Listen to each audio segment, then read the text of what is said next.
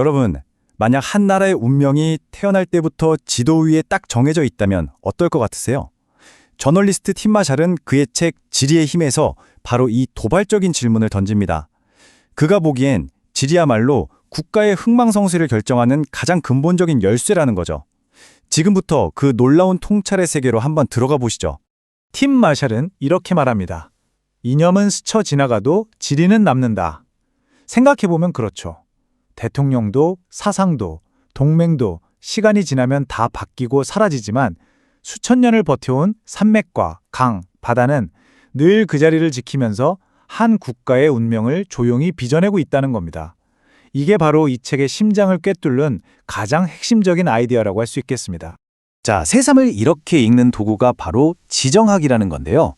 단순히 지리를 공부하는 게 아니고요. 지도 위에 그어진 산맥 하나, 강줄기 하나가 어떻게 국가들의 야망과 공포, 심지어는 피비린내 나는 전쟁까지 만들어냈는지 그 속을 들여다보는 창문 같은 거죠. 자, 그럼 본격적으로 한번 뛰어들어 볼까요?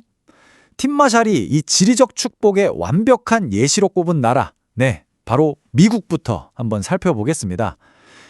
아니, 미국은 대체 어떻게 세계 최강대국이 될 수 있었을까요?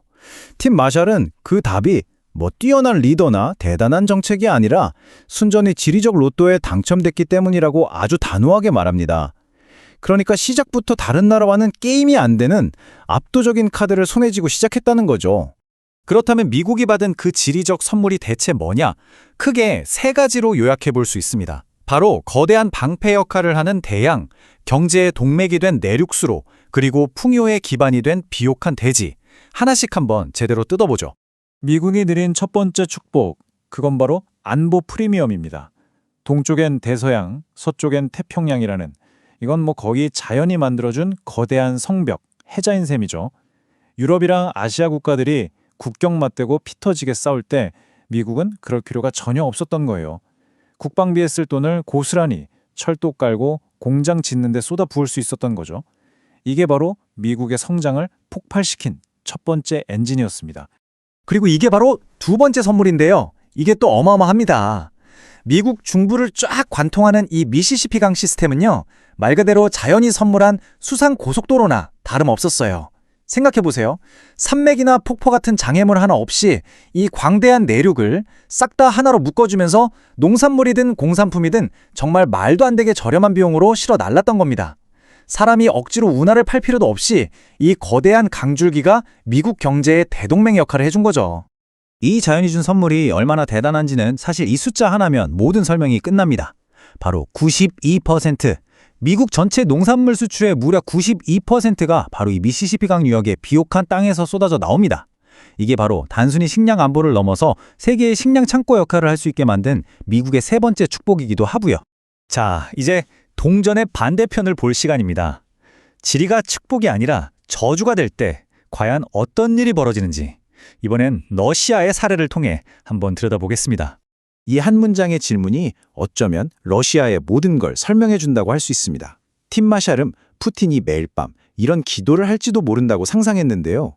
이 말 속에는 수세기 동안 러시아를 괴롭혀온 그 지독한 지정학적 불안감이 그대로 녹아 있습니다. 러시아가 짊어진 지리적 멍에는 크게 두 가지입니다. 첫째, 1년 내내 얼지 않는 항구, 그러니까 부동항이 없다는 거. 이게 치명적이죠. 바다로 나갈 길이 겨울마다 꽁꽁 막히니까 진정한 해양 강국이 될 수가 없는 겁니다.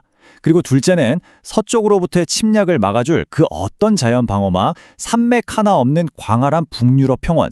이 두 가지 결핍이 러시아의 역사를 아주 그냥 지배해왔다고 해도 과언이 아닙니다. 두 나라의 지도를 나란히 놓고 보면요, 그 운명이 정말 한눈에 보입니다. 미국이 대양이라는 완벽한 방패 뒤에서 안심하고 내부를 키워나갈 때, 러시아는 사방이 뻥 뚫린 평원 때문에 늘 외부의 침략을 걱정해야만 했습니다. 그래서 생겨난 게 바로 완충지대에 대한 강박이에요. 어떻게든 서쪽으로, 남쪽으로 영토를 넓혀서 외부의 위협으로부터 자신을 보호할 쿠션을 만들어야 한다는 생각에 사로잡히게 된 거죠. 이게 바로 러시아의 국가적 트라우마입니다. 1812년 나폴레옹부터 시작해서 1914년 그리고 1941년의 독일까지 유럽의 강대국들은 약속이나 한 듯이 이 북유럽 평원을 따라 모스크바를 향해 밀고 들어왔습니다. 이렇게 반복된 침략의 역사가 러시아의 DNA에 외부 세계에 대한 깊은 불신과 공포를 새겨 넣은 겁니다. 그리고 이런 지정학적 강박은 현대사에서도 예외가 아닙니다. 러시아가 2014년에 그 엄청난 국제적 비난을 무릅쓰고 크림반도를 꿀꺽 삼킨 이유 대체 뭘까요? 바로 그곳에 러시아의 유일한 진짜 부동항 세바스토폴 해군기지가 있기 때문입니다. 흑해를 통해 지중해로 나아갈 수 있는 그 생명줄을 무슨 수를 써서라도 확보해야 했던 거죠. 우크라이나 침공 역시 정확히 같은 맥락에서 볼 수 있습니다. 러시아 입장에서 보면요, 이 북유럽 평원의 끝자락에 있는 우크라이나가 나토에 가입한다? 이건 뭐 심장 바로 앞에 칼을 들이대는 거나 마찬가지였던 겁니다. 결국 역사적 트라우마가 발동했고 전략적 완충지대를 확보하기 위한 극단적인 행동에 나선 것이라고 팀 마샬은 분석합니다. 자, 그렇다면 여기서 질문이 생깁니다. 인간은 정말 이 질이라는 거대한 감옥에 갇힌 죄수일 뿐일까요? 아니면 그 운명의 지도를 우리가 직접 다시 그릴 힘이 있는 걸까요? 링컨의 이 말이 아주 중요한 통찰을 줍니다. 지리적으로 그렇게 축복받은 미국조차도 가장 큰 위험은 바다 건너 외부가 아니라 바로 내부의 분열에서 올 수 있다고 경고한 거잖아요. 이건 결국 타고난 지리적 조건보다 인간의 선택 그리고 사회 내부의 문제가 어쩌면 더 결정적일 수 있다는 얘기죠. 그리고 이게 바로 인간의 선택이 지리를 극복한 대표적인 사례입니다. 2000년대 후반에 있었던 미국의 셰일 혁명은 말 그대로 기술을 통해 지리적 한계를 그냥 뛰어넘어버린 사건이었죠. 수십 년간 중동 석유에 발목이 묶여있던 미국이 에너지 자립을 이뤄내면서 스스로 외교 정책의 족쇄를 풀어버린 겁니다. 지리가 결코 절대적인 운명이 아니라는 걸 보여주는 아주 강력한 증거죠. 자, 그럼 정리를 한번 해볼까요? 팀 마샬이 보여주듯이 지리는 한 국가의 운명이 펼쳐지는 거대한 무대 같은 겁니다. 미국은 축복받은 무대 위에서, 러시아는 저주받은 무대 위에서 각자의 역사를 써내려온 셈이죠. 하지만 정말 중요한 건 인간의 기술과 의지가 때로는 그 무대 자체를 바꿔버릴 수도 있다는 점입니다. 결국 지리가 무대를 정해주지만 그 위에서 어떤 드라마를 쓸지는 우리 인간의 선택에 달려있다는 것, 이게 핵심입니다. 그렇다면 이 거대한 지정학적 통찰이 지금 바로 우리에게는 어떤 의미일까요? 미국과 러시아의 이 이야기를 이제 바로 여기 한반도로 한번 가져와 보겠습니다. 지리의 힘의 저자 팀 마샬은요, 바로 이 한반도를 전 세계에서 가장 위험한 지정학적 발화점 핫스팟 중 하나로 똑똑히 지목했습니다.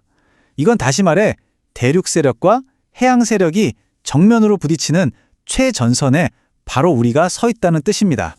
역사적으로 늘 강대국들의 경유지 혹은 각축장이었던 한반도. 지리라는 이 거대한 힘 앞에서 과연 우리는 어떤 선택을 해야 하고 또 어떤 미래를 만들어가야 할까요? 아마 그 질문에 대한 답을 치열하게 고민하는 것, 그것이 바로 지금 우리에게 남겨진 가장 중요한 과제일 겁니다.